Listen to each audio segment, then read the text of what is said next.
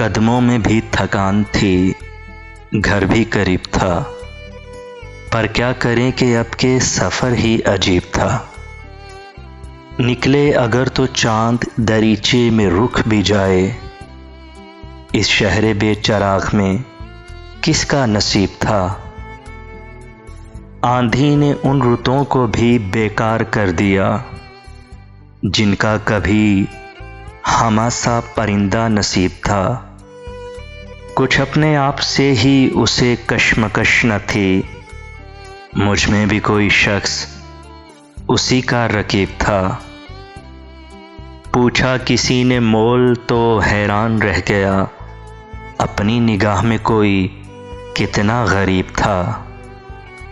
मक्तल से आने वाली हवा को भी कब मिला ऐसा कोई दरीचा के जो बेसलीब था। पर क्या करें कि अब के सफ़र ही अजीब था। कदमों में भी थकान थी, घर भी करीब था।